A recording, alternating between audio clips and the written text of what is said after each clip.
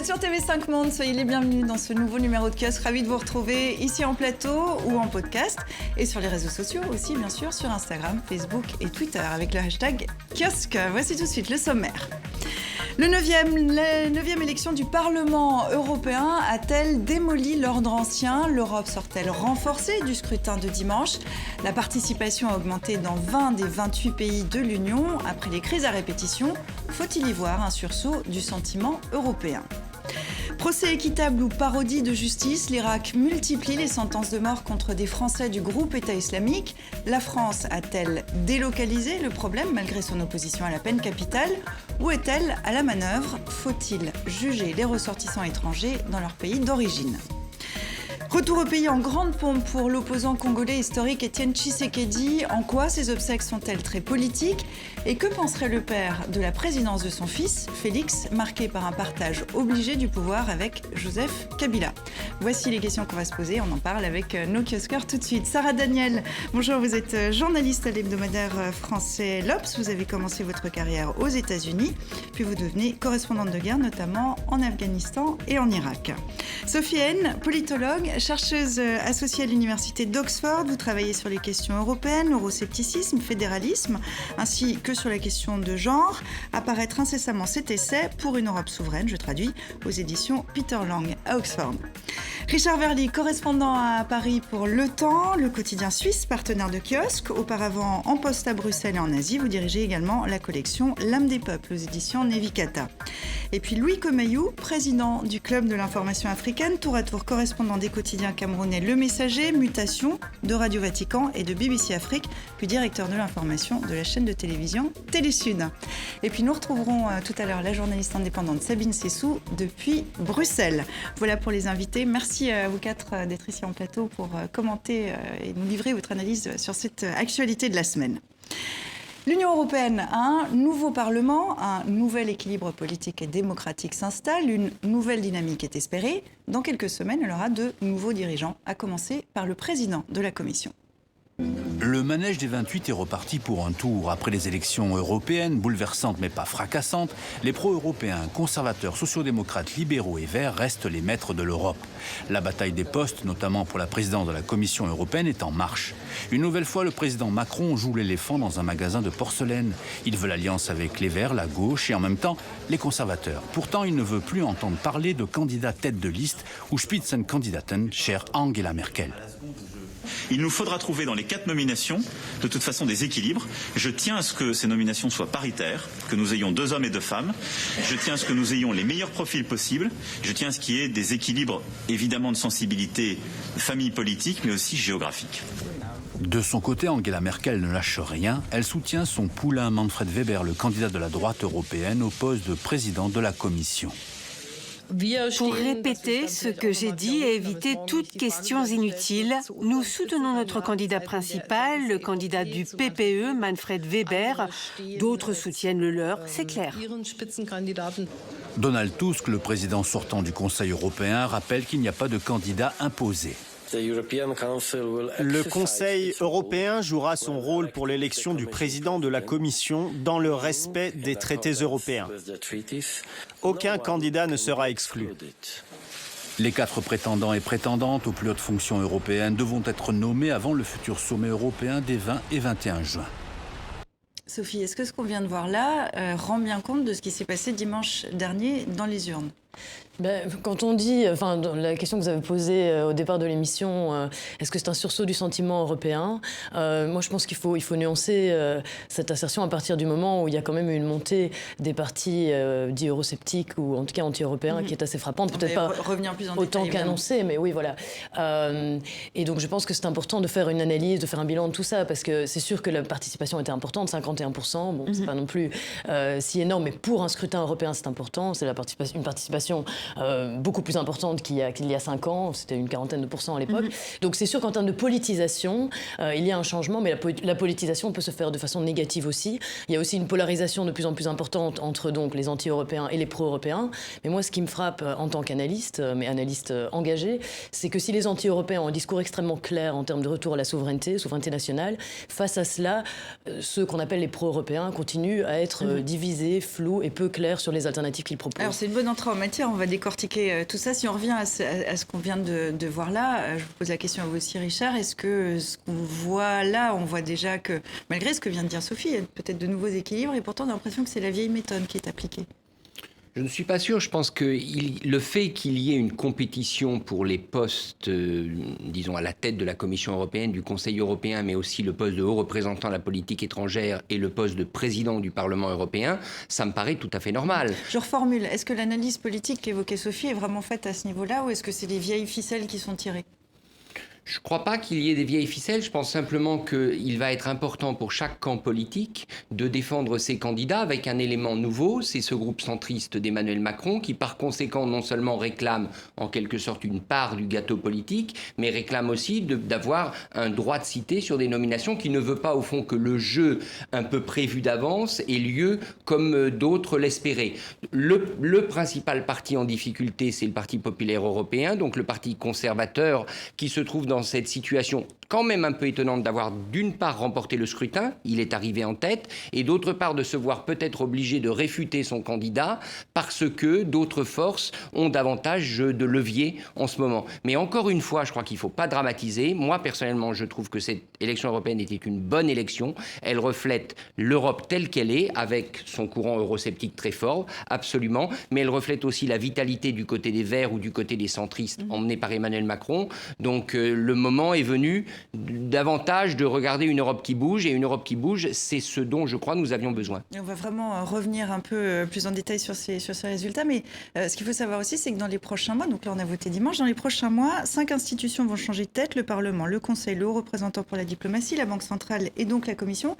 Est-ce que c'est aussi le moment de mettre des personnages un peu plus charismatiques à la tête de l'Europe? Oui, mais en préambule, il faut quand même dire, je pense, que tout le paradigme politique de cette Europe est en train de changer. D'abord, on a vu la percée du vote vert, qui est quand même très notable, et aussi une nouvelle polarisation, finalement, entre laisser-pour-compte de la croissance et un peu partisan d'une Europe qui marche. Et en fait, c'est tout à fait à l'aune de ce qui s'est passé en France. Et là, on voit bien qu'Emmanuel Macron, justement, pour répondre à votre question sur les nouvelles figures qui vont émerger, veut essayer de mettre un peu le pied dans la porte, comme il l'a fait en France, de redéfinir un peu tout ce paysage politique et voilà, et faire émerger en effet le troisième parti centriste. C'est une élection qui a quand même marqué le recul des deux partis principaux européens traditionnalistes, droite et centre démocratique. Oui, je suis d'accord sur le plan symbolique avec cette analyse, mais il faut tout de même rappeler qu'au sein du Parlement européen, le PPE et les sociodémocrates continueront à s'allier avec maintenant le soutien. Ils auront besoin du soutien des Verts et des libéraux, qu'ils auront très probablement. Donc les pro-européens auront une majorité au Parlement européen, mais le PPE et les sociodémocrates continuent à être les plus grands partis européens. Un autre élément, selon moi, qui permet de nuancer ce résultat, c'est aussi que les élections européennes sont basées sur d'autres moteurs de vote. Comme on le sait, les électeurs vont voter en pensant vote sanction, vote du cœur éventuellement, comme disent les politologues. Donc c'est-à-dire qu'ils se défoulent quelque part au moment des élections européennes. Et puis il faut bien rappeler aussi que le Parlement européen n'est qu'une des institutions qui décident au niveau européen sur certaines matières qui sont les matières qui sont décidées lors de la procédure de décision ordinaire, donc partagée entre la Commission, le Conseil des ministres et le Parlement. Et dans cette procédure de décision, de codécision comme on l'appelle, le Parlement a comme pouvoir maximal de bloquer ou d'amender une proposition. Il ne peut même pas proposer. Donc, il faut relativiser tout ça, selon moi. Évidemment, ces élections européennes reflètent quelque chose. Je suis tout à fait d'accord avec ça. Mais je pense que le changement n'est pas aussi phénoménal que... Non, vous avez raison. Et on peut noter, ce qui est assez amusant, c'est la manière un peu martiale dans les images que vous avez montrées, avec lesquelles s'exprime le président Macron. Enfin, c'est incroyable. On dirait que c'est lui le président de l'Europe maintenant. Et qu'il va décider de tout. Il enterre un peu vite, j'imagine, la place proéminente de l'Allemagne. On dirait qu'il se pose en faiseur de roi. Et je pense qu'il est peut-être un tout petit peu... Est-ce qu'il n'est pas quand même un petit peu un faiseur de roi aujourd'hui? Est-ce qu'il n'est pas dans cette position quand même, à défaut d'être le président de l'Europe, comme vous le disiez? Ce que je pense, c'est que cette élection européenne arrive quand même dans un contexte très nouveau. Parce que jusqu'à présent, l'Europe se positionnait comme une institution qui est là pour garantir la paix entre les pays européens. La donne a changé depuis très longtemps. Et ces dernières années, les grands sujets qui ont émergé ne sont plus des questions de paix. C'était peut-être pendant la guerre froide quelque chose de très important, mais aujourd'hui, les grands enjeux, c'est à la fois la crise économique dans la zone euro, c'est également l'enjeu des migrations. Et donc, quand on a la percée des eurosceptiques, que ce soit par rapport au Brexit ou que ce soit par rapport aux frontières externes de l'Union européenne, que Frontex a beaucoup de mal à gérer aujourd'hui, ce sont ces enjeux-là qui ont modifié le paysage et surtout la manière dont les Européens se sont prononcés. Ils y sont allés massivement parce que pour eux, c'est vital. Et les nationalistes surtout, parce que pour eux, c'est une question qui ne peut pas être passée par pertes et profits. Donc je pense que l'enjeu pour l'Europe aujourd'hui, c'est d'arriver à trouver une justification auprès des populations qui soit quelque chose dans laquelle ils ont l'impression d'être à la fois représentés, compris et défendus. Et donc sur ces thématiques-là, malheureusement, jusqu'à présent, l'Europe n'avait pas beaucoup dit grand-chose. Et donc ce sera l'enjeu pour la nouvelle législature de montrer à la fois aux Européens et aux partenaires, puisque la Chine, les États-Unis sont également là comme des rivaux de l'Europe, de leur montrer que l'Europe est présente et qu'elle joue son rôle pleinement. Richard et Sophie ensuite. Oui, il y a deux éléments qui compliquent la donne, qui n'est déjà pas simple à comprendre, compte tenu de ce que vous disiez et du rôle bien précis du Parlement européen. Le premier élément, c'est que si le Brexit a lieu, donc si le retrait du Royaume-Uni a lieu, a priori d'ici le 31 octobre, les eurodéputés britanniques qui ont été élus, ils sont 73, ils vont rentrer à la maison. Par conséquent, la donne va être modifiée parce que l'équilibre politique sera un peu différent et notamment les partis souverainistes nationalistes vont perdre des plumes puisque Nigel Farage, le chantre du Brexit, a été le grand vainqueur des élections au Royaume-Uni. Deuxième élément qu'il faut avoir en tête, c'est quelle va être l'attitude de ces partis souverainistes que Matteo Salvini espère aujourd'hui regrouper dans un groupe éventuellement unique ou en tout cas dans un groupe important. Et là, il y a une vraie interrogation. Soit ils continuent de ce qu'ils ont fait jusqu'à maintenant, c'est-à-dire pérorer à Strasbourg contre l'Europe et ne pas beaucoup s'impliquer, à tel point que vous savez qu'il y a des affaires sur leurs assistants parlementaires qui vaquaient à d'autres occupations. Ou bien ils décident de vraiment s'impliquer. Ils ont pour cela en réalité des hommes et des femmes qui connaissent bien maintenant les mécanismes européens et ils décident d'être davantage dans une logique à la fois de collaboration et de blocage. Et là, ça peut être quelque chose de tout à fait nouveau. Donc je crois qu'il faut avoir ces deux points d'interrogation au-dessus de nous quand on parle du futur Parlement européen. Sur le second point d'interrogation, c'est vrai que la question qu'on se pose, qui concerne la droite de la droite, on voit que c'est peut-être le résultat, la progression, on va dire, a été contenue, mais ils sont quand même là. Quel rôle ils vont jouer? Oui, tout à fait. Mais est-ce qu'il faut se réjouir? Parce que beaucoup de gens dans les analyses se disaient heureusement, ils sont finalement les eurosceptiques sont peut-être moins nombreux, mais est-ce qu'on peut s'en réjouir? Est-ce qu'en réalité, il y a matière à se réjouir? Oui, le résultat sur ce plan-là n'est peut-être pas aussi grave que ce qui avait été annoncé ou craint, mais je suis assez d'accord avec votre remarque selon laquelle, en effet, ces courants, ces partis au Parlement européen peuvent utiliser le Parlement comme une tribune pour exprimer leurs vues, peuvent aussi utiliser le Parlement comme une manière, voilà, comme un outil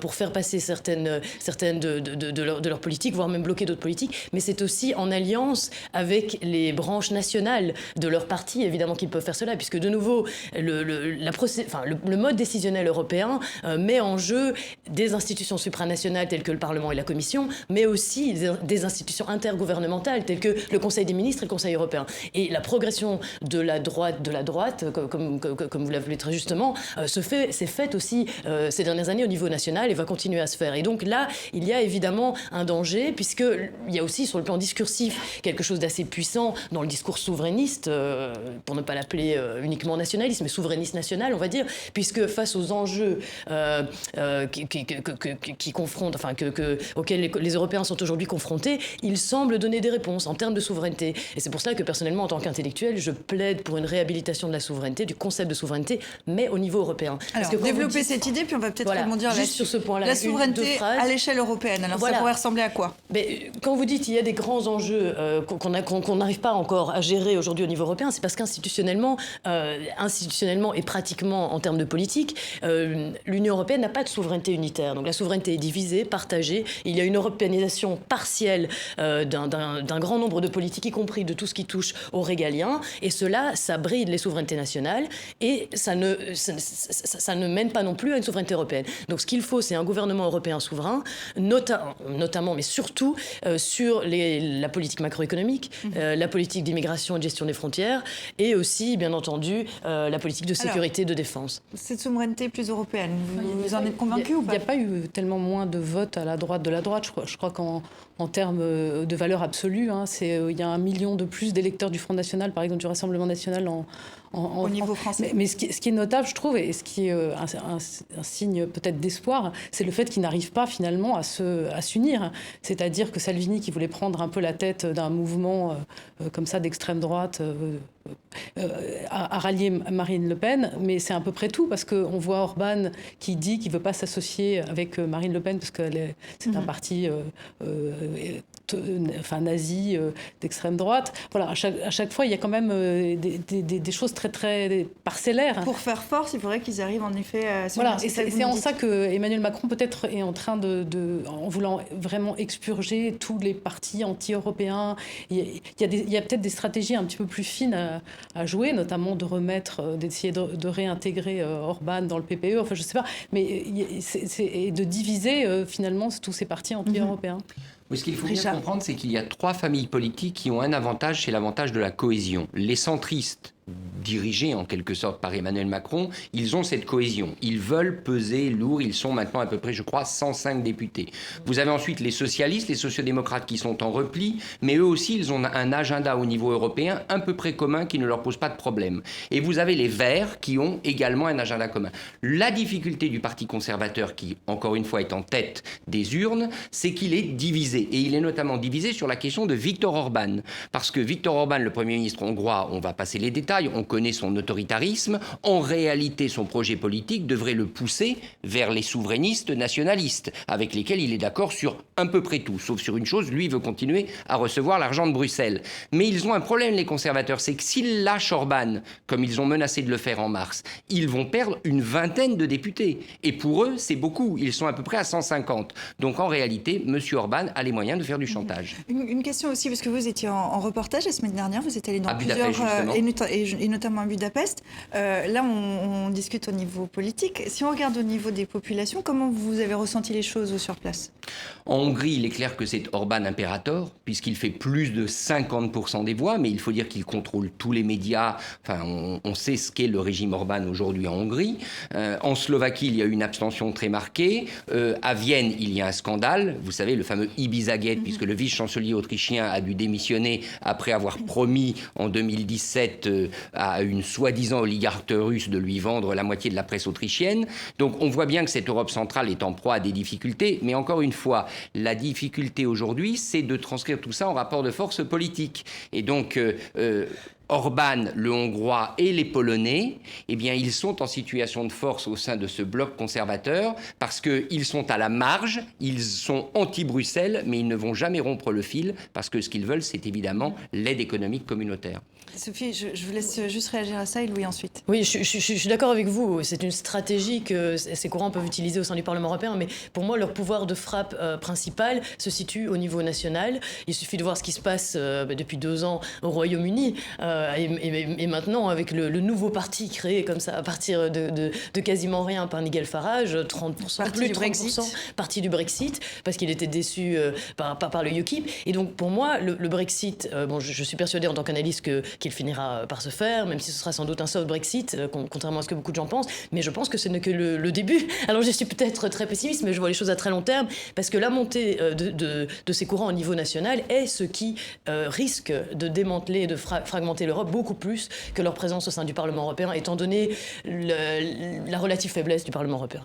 Oui. Et puis je crois qu'on a peut-être sous-estimé ce que l'élargissement de l'Europe pouvait apporter comme changement dans le visage de l'Europe et dans les alliances qui se bâtissent en Europe. Aujourd'hui, on est face à une Union européenne où la France et l'Allemagne étaient les grandes puissances auxquelles on ne pouvait rien contester. Cette période-là commence à être de plus en plus révolue. Si en plus la Grande-Bretagne sort, ce qui est de plus en plus sûr, je pense que les équilibres vont être revus sur le plan géopolitique et que l'Europe de l'Est, avec notamment la Pologne, pèsera de plus en plus lourd, en plus de la Hongrie et en plus de tous les pays qui étaient considérés comme de petits pays.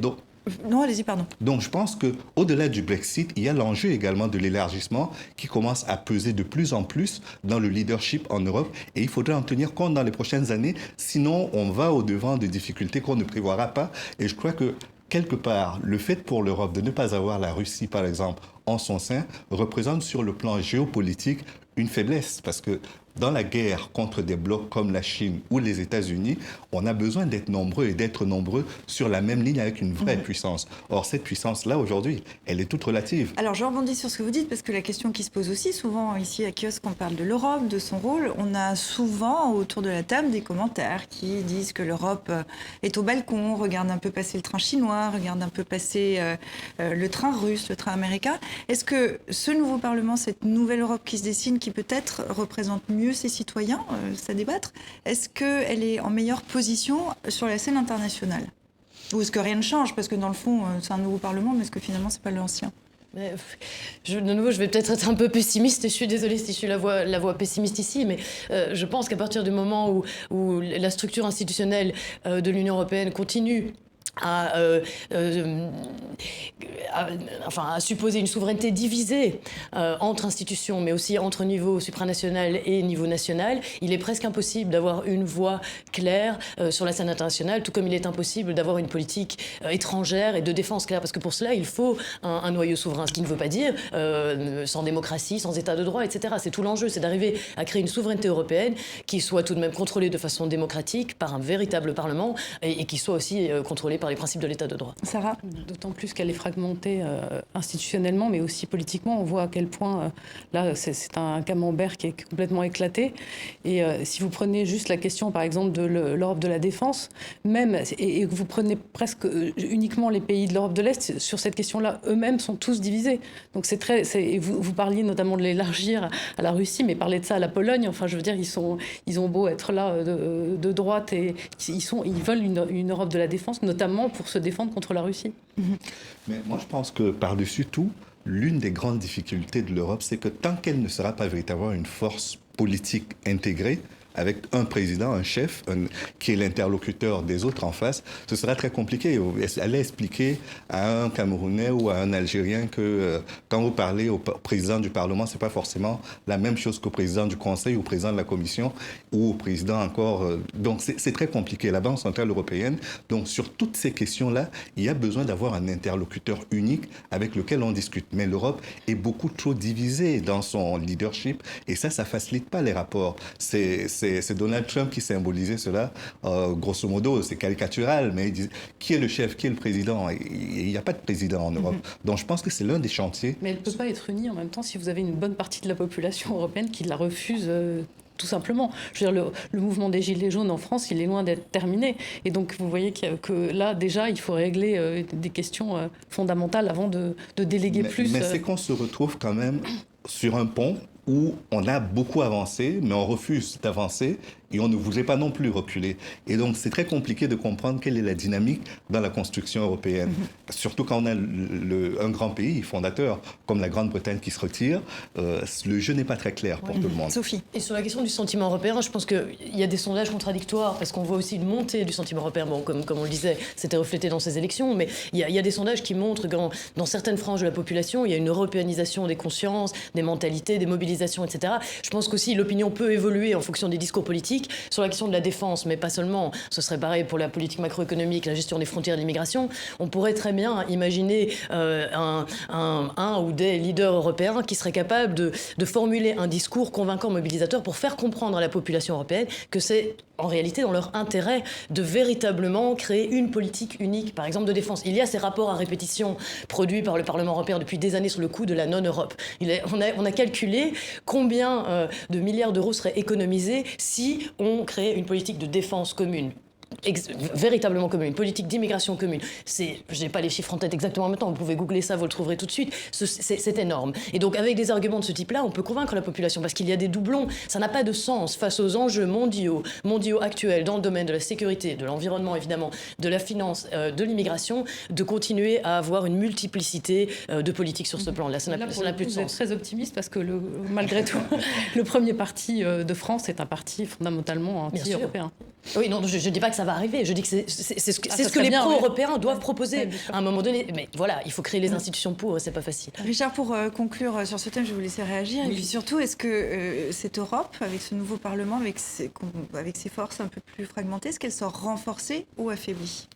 Moi, je pense qu'elle sort plutôt que l'idée européenne et la capacité de l'Union européenne à agir, y compris sur les terrains internationaux que soulignait Louis, elle est plutôt renforcée. Bien évidemment, tout ça, ça va dépendre des nominations, ça va dépendre de ce qui va se passer dans les semaines à venir. Mais quand même, n'oublions pas que la commission sortante, celle qui avait été élue donc en 2014, elle a dû faire face à 3 énormes orages. Premièrement, il y a eu l'orage du Brexit, qui a depuis 3 ans tout paralysé, tout pollué. Les Anglais ont véritablement empoisonné le débat. Ensuite, il y a eu l'orage des migrations, 2015, qui est même devenu une tempête. Or, aujourd'hui, disons-le, on peut le regretter, tout le monde est à peu près d'accord pour faire de l'Europe une Europe forteresse anti-migratoire, avec des nuances, mais en gros, la ligne dure l'a quand même emporté, y compris à Bruxelles au niveau de l'Union européenne. Et enfin, un troisième orage qu'il y a eu, c'est un orage des personnalités, parce que Jean-Claude Juncker, le luxembourgeois, est un Européen formidable, mais franchement, il fait vraiment son âge, il n'était pas très bien portant, et on a bien compris que c'était difficile pour lui.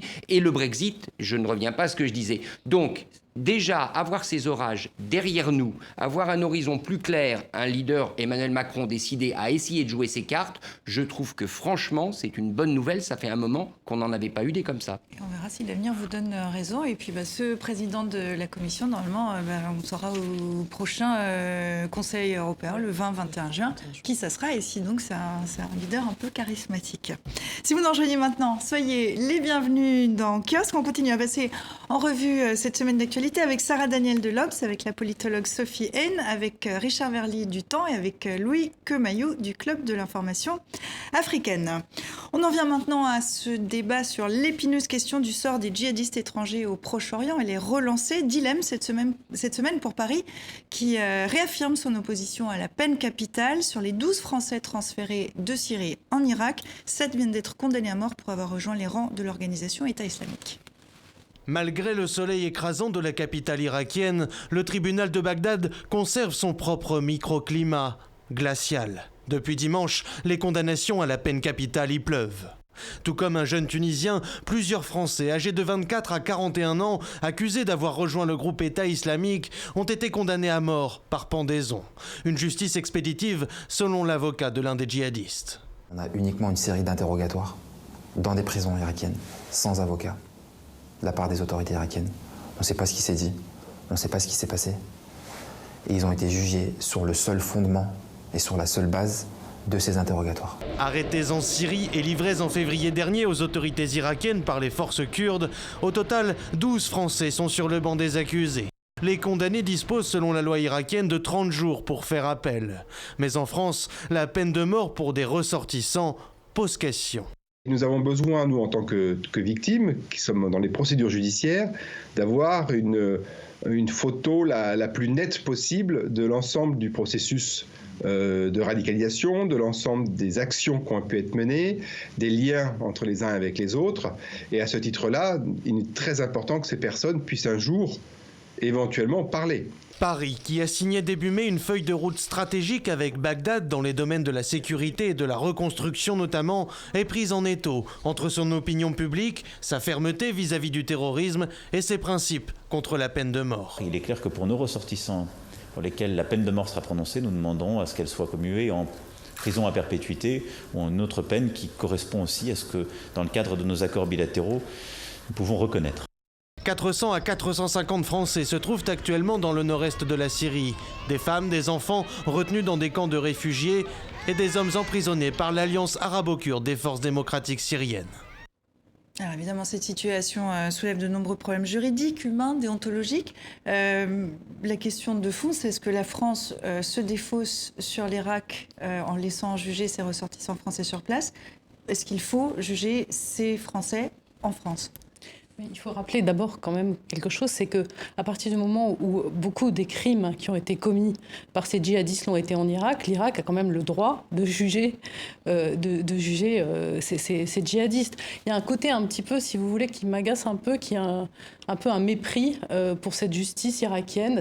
À ce moment-là, s'ils ne sont pas dignes d'être nos alliés, il ne fallait pas mener des opérations conjointes avec eux. Alors après, évidemment, j'ai bien conscience que les choses sont très compliquées, d'autant plus qu'un certain nombre des crimes ont été commis en Syrie, et donc il y a la question de la délocalisation mais en même temps, on ne peut pas savoir non plus s'ils n'ont pas suivi un itinéraire qui les a conduits d'Irak en Syrie et que finalement, pour certains d'entre eux, c'est avéré, mais pour d'autres, non.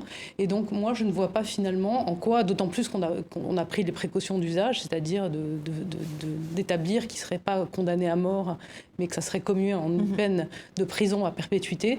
Donc moi, je trouve qu'il y a un côté un peu méprisant, et si vous voulez, presque un relent colonial pénible.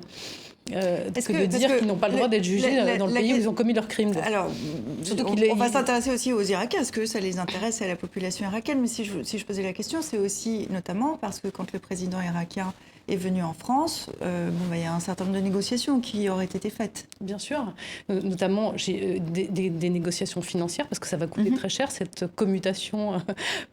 Il va falloir les surveiller et puis les faire vivre comme ça. Et donc, ça a un coût. On a parlé de 2 millions d'euros par prisonnier que la France s'engagerait à donner pour ses ressortissants.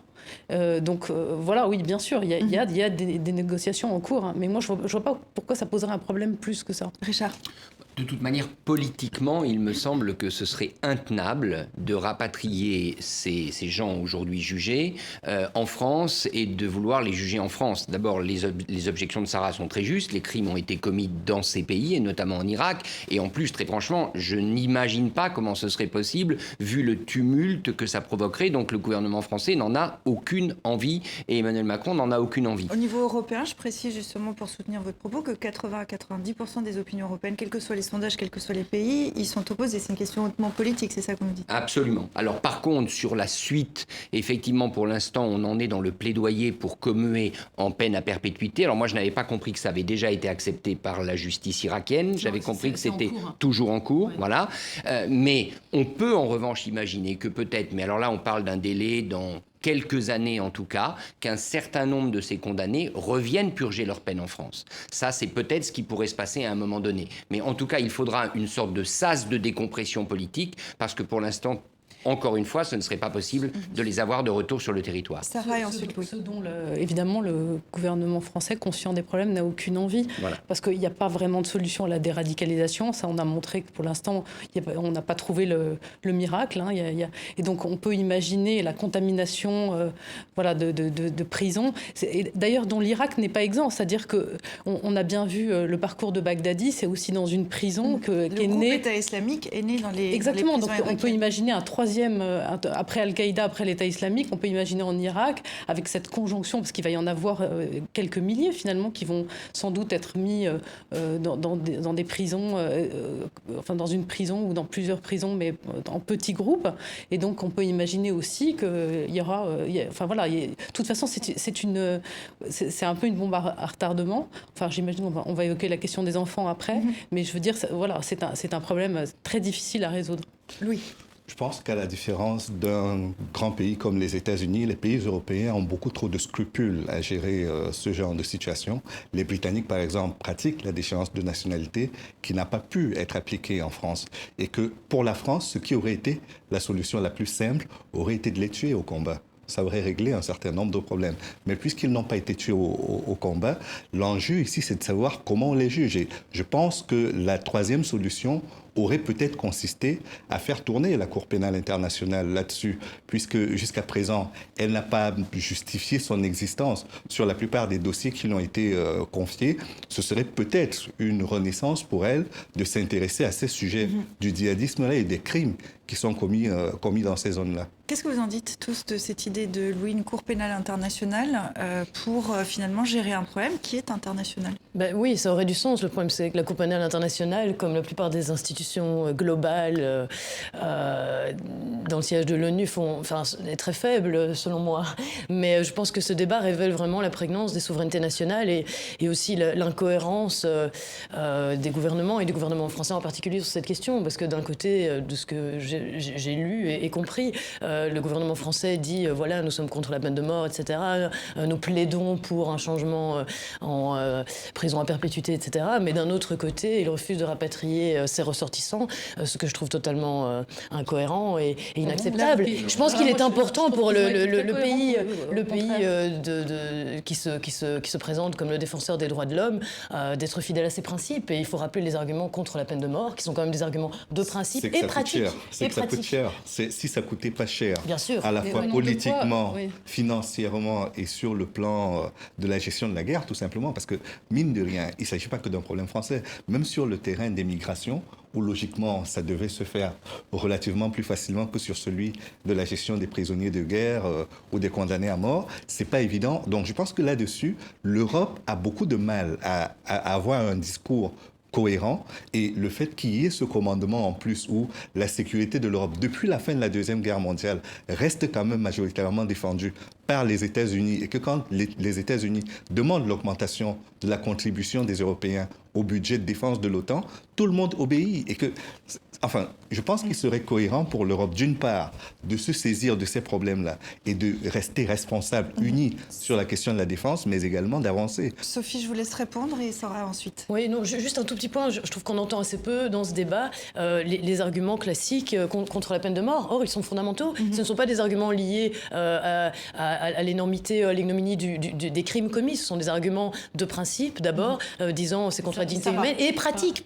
La peine de mort n'a jamais empêché les crimes, et en l'occurrence, ça créerait des martyrs. Un peu là, de tout d'un coup me faire l'avocat du gouvernement, mais au contraire, ils ont été d'une cohérence absolue sur cette question. Je veux dire, ils ont toujours dit que soit les combattants seraient tués au combat, soit qu'on les rapatrierait pas et qu'on laisserait notre allié dans cette guerre, qui est l'Irak, les juger. Et en revanche, ils ont été aussi cohérents dans leur volonté de refuser la peine de mort par ces accords. La cohérence est liée au fait de reconnaître que l'Irak est souverain sur ces questions-là. Et donc, il est souverain dans son pays quand il a été attaqué et que bien les gens sûr, mais donc ça n'a pas de sens de dire nous sommes contre la peine de mort, changer cette peine en prison à vie, mais en même temps vous êtes souverain. C'est ça l'incohérence. Ah, donc on aurait dû, oui, pourquoi pas, on aurait dû les laisser tuer la souveraineté de l'autre. Non, parce que c'est des accords bilatéraux et que ça s'est passé dans beaucoup de cas où on ne veut pas que la peine de mort soit appliquée pour des questions de principe qui sont assez louables, mais en même temps, on peut imaginer qu'on laisse la justice irakienne faire son travail. Mais là-dessus, je pense que la trahison la plus dure, c'est quand même celle vis-à-vis des Kurdes,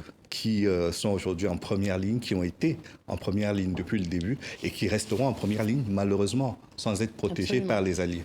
Richard. Oui, je crois qu'on ne peut pas oublier qu'on est face aussi à une situation absolument inédite de centaines de ressortissants étrangers qui se sont mis au service d'une cause, en l'occurrence la cause de l'État islamique, qui se retrouvent maintenant dans les geôles soit kurdes ou alors envoyés dans les geôles syriennes ou irakiennes, et on appréhende une situation qui est nouvelle. Moi, je trouve que l'idée de la Cour pénale internationale, elle mériterait, je ne sais pas si elle a été creusée, mais elle mériterait sûrement de l'être. Et la vraie question quand même, c'est une question de droit et d'accès de ces gens à la défense. Alors là, on a écouté tout à l'heure un avocat qui disait en substance qu'il n'y avait pas de dossier, il n'y avait que des interrogatoires et que les procès se déroulaient sur la base des interrogatoires. Si c'est le cas, il faut que la France, d'une manière ou d'une autre, prête assistance, si elle le peut, pour que des avocats puissent faire correctement leur travail, parce qu'il y a quand même peut-être parmi ces accusés des gens qui n'ont pas commis les crimes dont on les accuse ou qui les ont pas commis de cette manière. Donc je crois que ça c'est important. Au-delà, la souveraineté de l'Irak, l'Irak a la peine de mort, l'Irak décide d'appliquer la peine de mort, le gouvernement français est dans son rôle quand il dit que lui, il est opposé à la peine de mort et qu'il essaye d'obtenir une autre peine pour ses ressortissants. Sarah, je vais vous laisser conclure là-dessus. Il y a des avocats, ce qu'on reproche à la justice irakienne, c'est d'être peut-être un peu expéditif, c'est-à-dire c'est beaucoup plus rapide, si vous voulez. Il n'y a pas des enquêtes contradictoires qui durent comme ça pendant des mois, comme chez nous. On parle d'avocats commis d'office qui découvrent les dossiers au moment du procès.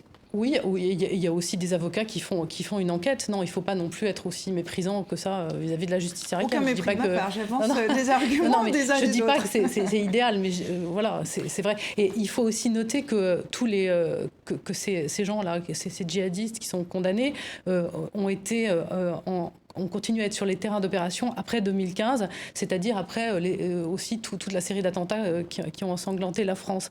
Et donc c'est aussi pour le gouvernement français et pour les Français une peine aggravante. Juste pour dire que ces procès, je crois, se poursuivent puisqu'il y en a encore 2 en ce début de semaine prochaine.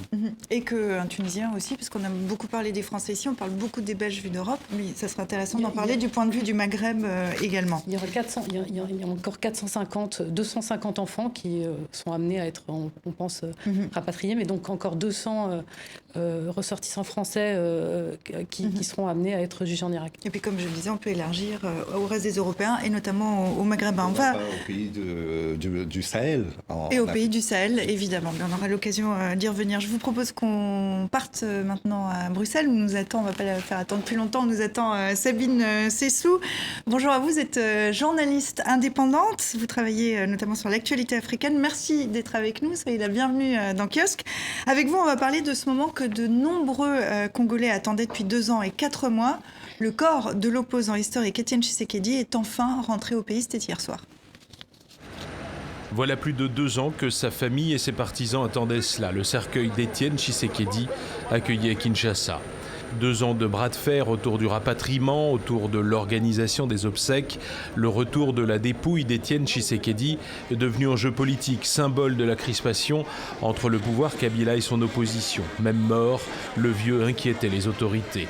Il aura fallu que son fils, Félix, accède à la présidence pour que la situation se débloque. À peine 10 jours après l'annonce du rapatriement, le corps du vieil opposant revient au pays. Toute la journée, ils sont arrivés par centaines autour de l'aéroport de Njili à Kinshasa pour l'accueillir. Ce sont ces images que l'ancien président ne voulait pas voir, des milliers d'hommes et de femmes portant les couleurs de l'UDPS. Aujourd'hui, c'est un grand jour pour le peuple congolais. Étienne Tshisekedi, c'est une icône. Ce n'est pas normal. Parce qu'il fallait attendre jusqu'à ce que son fils soit président de la République pour que son corps soit rapatrié. Ce n'est pas bon et ce n'est pas gentil. Nous voulons maintenant montrer à la face du monde que non, Étienne Tshisekedi est un esprit. Étienne Tshisekedi, c'est bien lui qui incarnait l'espoir du Congo. Le cercueil sera exposé au Stade des Martyrs, hommage national en présence de plusieurs chefs d'État du continent, dont le Guinéen Alpha Condé, le Congolais Denis Sassou Nguesso ou encore le Togolais Faure Gnassingbé. Le corps sera ensuite inhumé samedi dans une concession familiale dans la commune de Nzélé, toujours à Kinshasa. Il faut rappeler qu'Étienne Tshisekedi est un monument de la vie politique congolaise. Il reposait depuis plus de 2 ans dans une chambre froide à Bruxelles. Il est de retour maintenant à Kinshasa où l'attendent les Congolais pour lui rendre hommage avant ses obsèques qui auront lieu demain. Sabine, après plus de 2 ans, est-ce qu'on peut dire que les Congolais aujourd'hui sont soulagés de ce retour ? Je pense que oui, c'était une anomalie politique grave de voir un opposant historique coincé dans une morgue, dans une chambre froide pendant 2 ans et 4 mois, en réalité. Tout ça, sur le plan symbolique, signifie beaucoup de choses sur l'absence de fonctionnement du Congo et l'importance que prennent les querelles politiques, qui sont d'ailleurs toujours là, autour d'un enjeu qui est le rapatriement d'un corps. C'est un événement politique de premier plan, en réalité, ce qui se passe aujourd'hui en RDC ? Les Congolais que j'ai interviewés à Bruxelles n'ont pas tous le même avis là-dessus. Je pense que c'est un événement qui est monté, c'est un événement politique important, bien sûr, pour la nation congolaise, mais il prend une importance qui est peut-être contestée par certains, notamment dans le coût des funérailles, avec la construction d'un mausolée qui va coûter 2,5 millions de dollars, ce que contestent beaucoup de Congolais. Et surtout, la dimension internationale des funérailles, où on voit aujourd'hui la présence du président rwandais, Paul Kagame, qui prend le risque d'aller dans un grand stade à Kinshasa, alors qu'il est très impopulaire au Congo. Et je pense que la dimension politique de l'événement est plus liée à la présence des chefs d'État qui seront là, qu'à l'événement lui-même, en fait. Rappelez-nous, quand même rapidement, avant qu'on avance, mais rappelez-nous qui est Étienne Tshisekedi et pourquoi, malgré tout, il y a cet événement aujourd'hui qui est quand même vécu comme un événement par beaucoup de Congolais, notamment à Kinshasa. Étienne Tshisekedi, c'est un monument de l'histoire du Congo, puisqu'il a été le premier diplômé de droit du Congo en 1961. Il a aussi été l'un des membres fondateurs du MPR, on l'oublie souvent, le parti unique de Mobutu, en 1965. Il devient ministre de l'Intérieur sous Mobutu et il fonde, des années plus tard, son propre parti parce qu'il est écarté de la présidence de l'Assemblée nationale par Mobutu en 1980. Et en 1982, il va fonder l'UDPS, l'Union pour la démocratie et le progrès social, qui sera l'un des principaux partis d'opposition au Congo. Avant même la conférence nationale de 1990-11, qui lui permet de devenir Premier ministre brièvement en 91 et puis en 92.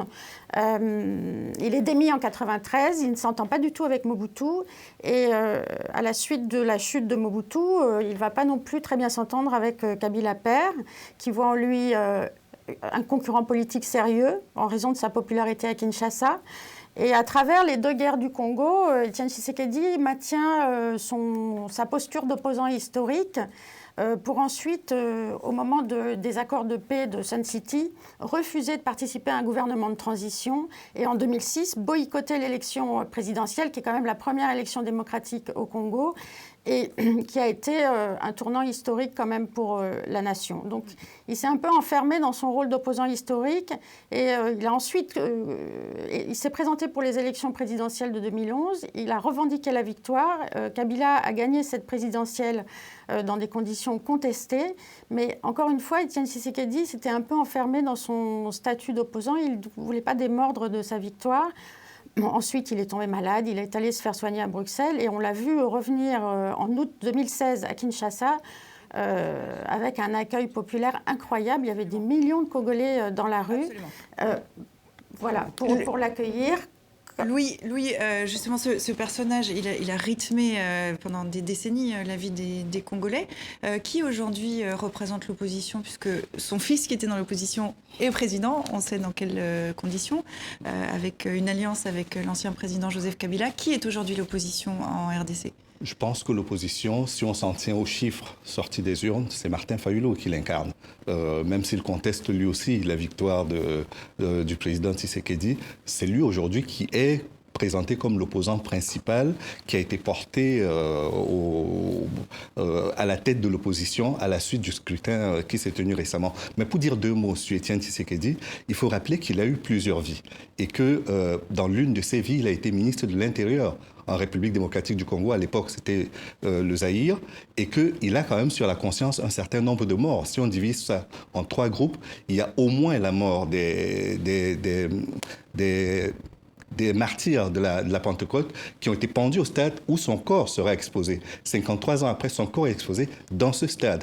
Il avait justifié non seulement l'assassinat de ses opposants politiques, mais il est resté pendant très très longtemps l'arrestation aussi de Patrice Lumumba. À l'époque, qui était Premier ministre, c'est également lui.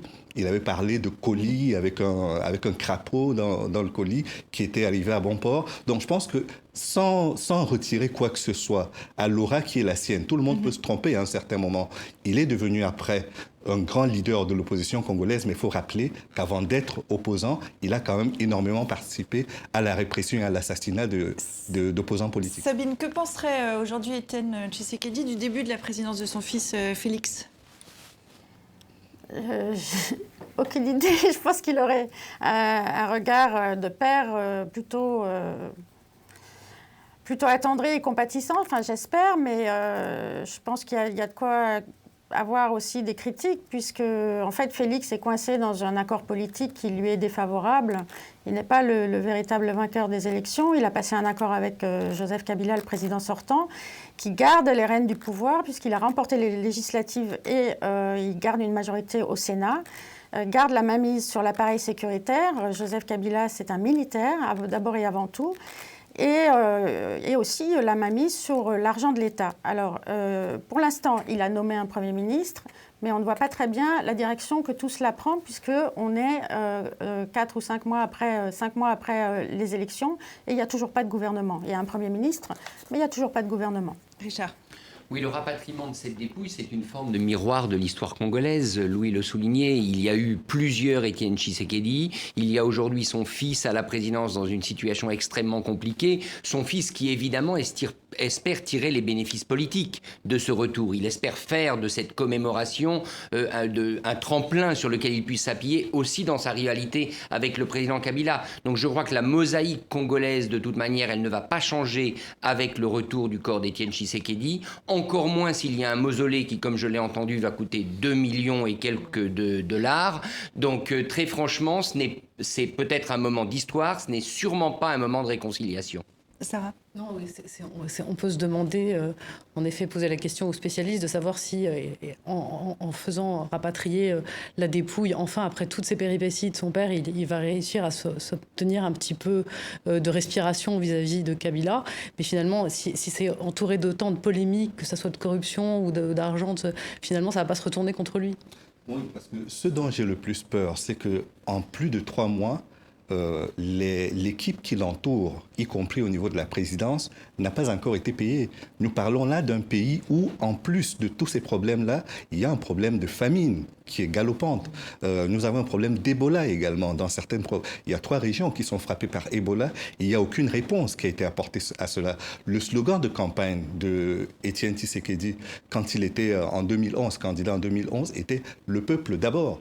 Mais on a l'impression là que le peuple, s'il n'est pas à la 5e position, il est beaucoup plus loin encore. Et donc ça, c'est très inquiétant. La deuxième chose, c'est que 2 années se sont écoulées. Je ne sais pas combien va être payé, à combien s'est élevée la facture pour le funérarium. Je ne sais pas à combien s'est élevée la facture pour le premier et le deuxième avion qui ont été affrétés pour faire rentrer la dépouille. Et puis, je ne sais surtout pas ce que cela va représenter en termes de mausolée. Parce que, n'oublions pas, il n'y a pas de cadre légal. Pendant 2 ans, la ville de Kinshasa avait proposé que Étienne Tshisekedi soit enterré à Ntsélé. Et le parti, ainsi que les autres, se sont mis entièrement en opposition avec cette idée. Et finalement, c'est à Ntsélé qu'il sera enterré. Donc, que de temps perdu. Sabine, vous vouliez intervenir, je vous laisserai conclure tranquillement. Oui, je pense qu'il faut relever une grande ironie de l'histoire quand même, parce qu'en août 2016, j'ai assisté aux manifestations monstres à Kinshasa qui étaient pro-Tshisekedi et qui exigeaient que les élections présidentielles prévues pour la fin 2016 se tiennent dans les temps. Et je n'ai jamais entendu autant de fois de ma vie le mot Rwanda, parce que toute la foule scandait ce mot. Kabila, dégage, retourne là d'où tu viens, au Rwanda. Et je pense que toute l'ironie de l'histoire, c'est qu'aujourd'hui, on a le corps de Étienne Tshisekedi qui rentre à Kinshasa, et on a dans le stade Paul Kagame qui, je répète, est une figure politique ultra impopulaire à Kinshasa parce qu'il est accusé d'avoir soutenu évidemment la rébellion de Kabila père et puis le gouvernement de Kabila fils. Et le Congo a beaucoup de mal à se vivre comme l'obligé du Rwanda. J'insiste sur l'ironie totale de cette journée par rapport à la configuration politique d'il y a même 2 ans. Et ça sera le mot de la fin. Merci à Sabine d'avoir été avec nous depuis Bruxelles. À très bientôt en plateau ici. Vous êtes la bienvenue. Et on va préciser également concernant ces obsèques que ça se passe bien sûr 3 jours. Le corps est arrivé jeudi soir et les funérailles auront lieu demain samedi et seront retransmises à la télévision nationale. À la RTNC, absolument. On passe maintenant, pour terminer comme toujours, à la semaine de Dilemme. On passe en revue son actualité à lui. Regardez bien, l'Union européenne s'apprête à choisir ses instances dirigeantes. On en parlait tout à l'heure. En croire Dilemme, ça se fera visiblement à pile ou face entre l'Allemande Angela Merkel et le Français Emmanuel Macron. On se dirige vers un Brexit dur. Boris Johnson reste le favori pour succéder à la première ministre britannique démissionnaire dans un paysage politique en ruine après des européennes dominées par le parti du Brexit. Des djihadistes français condamnés à mort en Irak. Aïe, c'est la double peine, s'inquiète ce terroriste qui était de toute façon prêt à mourir en se faisant exploser. Donald Trump va taxer les produits américains à hauteur de 5% dans 10 jours. Le président américain, confortablement installé à une caisse dans son mur de séparation, il dégaine l'arme douanière pour tenter d'empêcher les arrivées de clandestins. Enfin, en Israël, Benjamin Netanyahou échoue à former une coalition. Négocier n'a jamais été son fort, constatent ces Palestiniens. Merci à Dilemme, merci à vous 4 pour votre analyse, pour votre pertinence et merci à vous qui nous regardez fidèlement toutes les semaines aux 4 coins de la planète. On se retrouve même endroit, même heure la semaine prochaine et puis d'ici là, comme toujours sur les réseaux sociaux, faites-nous part de vos questions, de vos commentaires et on y répondra avec plaisir. À la semaine prochaine.